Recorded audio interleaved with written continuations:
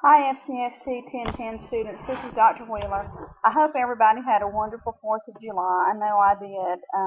I spent much of it in Mississippi and Louisiana, and I had a wonderful time with my family, but now I'm back, and we only have a short time left together. So I want to say, first of all, y'all have been an excellent class. Very, very good class, excellent class. I love to read your discussions. I don't comment under your discussions, only under your challenges, but I love to read your discussions. I like the way y'all go back and forth together. Let me also say I've caught up on all the grading except for challenge, I think challenge 5, and then challenge 6 was due last night at midnight, so I'm probably going to grade both of those together. And please be careful when you submit your challenges. I think we've gone over it before, but you need to get into the mindset of labeling your paper in MLA style with your name, uh, like challenge number 7, FCST 1010, the date. You need to put that on the left-hand side. It needs to be double-spaced and Times Roman font 12. A lot of you still are not using Times Roman 12, and you're not labeling it to the left side. Make sure you follow those guidelines, and the main reason I'm doing that is because every other class you have at Georgia Highlands, you'll have to label it the same way. So I'm just kind of getting you used to labeling it that way. So we're going to move along to Module 7. This week will be Module 7. Next week will be Module 8. Our last week together, you're going to have to do Modules 9 and 10 together. So keep that in mind. The last week, you're going to have a lot to turn in. So these next 2 weeks will still be the same old, but that last week, you're going to have to kind of grind it out a little bit. Oh, speaking of grinding it out, I've got to talk about sports. Ricky Fowler won the Scottish Open yesterday, and Jordan Spieth won the John Deere Classic. So the reason y'all didn't get the reason you didn't get the screencast yesterday is because I was too busy watching golf. It was incredible. I watched every second of it. So I apologize for that. You can blame Ricky Fowler and Jordan Spieth on that one. But Module 7 is over information literacy and critical reading. And I'm just going to tell you the high point of it. This is not the most interesting module for me to teach. And it's really crazy because it's about critical reading, and all the stuff you have to read is hard to read this, and you just say, oh my gosh. So Sarah Heffler and Sarah helped me develop this. We put a lot of videos in here, or else you would be bored to tears. But I want to tell you what the most important thing is. It's over here, this SQ3R reading method, and I will go over that in just a second. But the day one side between now and Wednesday, it doesn't matter that you started on it today. There's not much to do. There are just these videos and a quick tutorial on plagiarism. Most of this side is on plagiarism. Plagiarism will get you kicked out of school. We have Turnitin now, so that whenever you turn a paper in, we submit it to Turnitin, and we see how much of it was plagiarized. If it's over a certain percent, either you'll be given an F or it'll be given back to you again. So be careful with that, especially when you're turning in big papers for history or English or anything like that. They will go through Turnitin before you submit it. So there's really no way to just cut and paste and not expect to get nailed with plagiarism. So watch step 2 over plagiarism, and then your weekly journal this week, which will be due Wednesday before midnight, is over how do you feel when you read large amounts of information. I teach reading and a combo of developmental reading and English, and I ask my students on the first day, I show them a bunch of reading on the board, and I say, how do you feel? And they all say the same thing. It's just overwhelming. When you look at it, you don't know where to start, how long it's going to take you, if you'll remember all of it. and you won't remember all of it. And we'll talk about that next week. So, this journalist, how do you feel? Are you frustrated? Are you overwhelmed? What strategy do you use to comprehend the reading? Do you soon forget what you read? And what could you do to be a more critical reader? Guys, this is me in a nutshell. If I start reading a book, I can read the first chapter, and then by the time I start to read the second chapter, I have forgotten what the first chapter is about. Or I just remember bits and pieces of it. Now, that's fine when you're reading for pleasure. When you're reading in school, y'all know time management is critical. You don't want to waste a lot of time reading something only to have to go back and read it again. That's wasting your valuable time. Starting on Thursday, start day 2, step 1, the Never-Ending Story trailer. It's just about critical thinking, critical thinking. Then critical reading is step 2. I use this in my reading class. It's the SQ3R method. It stands for survey, question, read, recite, review.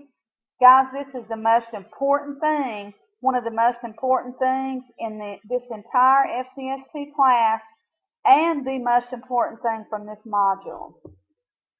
Your professor is going to tell you, read, the first 3 chapters, and it may be over biology or it may be over history. I will tell you right now, you will not remember it unless you have a photographic memory. I've known one person with a photographic memory in my life, and he graduated with honors from Rutgers, and he was a neurologist. And that's the only person I've ever met with a photographic memory. What you have to do when it says survey, you survey what your professor wants you to read, and you make questions out of it. If you're in nursing school and one of the chapters is over cardiac, and part of it is cardiac arrhythmias and cardiac anomalies and how the heart works. If it's over cardiac arrhythmias, ask yourself questions. What is bradycardia? What is supraventricular tachycardia? And then you may want to go on and ask yourself even further, what are the symptoms? How do you treat it? Think of what you know about it and start asking yourself questions while you're just surveying the chapter, just going through the chapter, and make yourself questions. That's the survey. The Q stands for question, and you're making questions as you're surveying. The read, recite, review. As you're reading the chapter, answer these questions. Then you have notes over it. Hallelujah, you've got something to show for it. So then answer the questions. Let's see, read, recite. Recite all of the questions and the answers back to yourself, and then review it. You can make a summary out of it. But do not read without writing something down. You can outline the chapter. We'll talk about that next week with taking notes. You never need to skip through a lecture or read a chapter without writing something down, because you will not remember it. The SQ3R method is an excellent way. This is only 2 minutes and 33 seconds long. You can find lots of other stuff on YouTube about the SQ3R method, and it works. I use it. I've always used it. I will continue using it because it works. Step 3, critical reading resources. Why knowing how to read is critical. Guys, everybody knows how to read. You're in college. But how to know how to read is what is so critical. And that is making the most of when you read, writing it down so you'll have something to go back to. There's a critical reading infographic. You can left click on it to blow it up so that you can read it. And then our challenge this week, guys, is it's the 21st Century Skill Shop, Researcher Skill Shop. It says, remember to turn in the activities questions listed at the bottom. The reason that I have this in highlighted, I'm going to click on the 21st Century Researcher and show you. You'll start at the top. Under purpose, you'll read the goals and objectives. Then you will access the short quiz right here. And it says, if you can't see the video below, visit this. I can't see it, so I'm going to cut and paste this into another tab, and I'm going to pull up this video and watch it. Again, same thing below. If you can't see the Prezi and I can't see it on my screen, and it may be because I'm in a screencast, cut and paste this URL right here into another tab. Watch this Prezi. Then, based on what you learned above, compare these two websites. Click on this side and read this part about the Salem witch trials. Then click on the right side and read this on Salem witch trials. Then it's going to ask you questions about it. There's a live chat here with a librarian. You can type in the chat box here. It'll send you to the library. Just say, hi, I'm testing the live chat with the librarian, and click enter, and you can chat back and forth with the librarian. It's really cool. And then what you're going to turn in under Challenge 7, you have to do this exploring tool. Click on the tool and watch that. Guys, all this doesn't take very long at all. Here is what you're going to put in Challenge 7. How do you feel about accessing your research skills quiz results? That was the first thing you did at the top of this page. Which of the 3 methods in getting started video? That was the one where you posted the URL. Then the 2 websites you use for research, those are over the Salem witch trials. Make sure you watch both of them. Then go and chat with the librarian and answer this question. And then once you click on this tool right here and read that, then you're going to say which Web 2.0 research tool will be most helpful to you personally. All these questions are answered in Challenge 7, but you have to access everything on this page in order to answer those questions. So make sure you access all of it, and email me if you have any questions.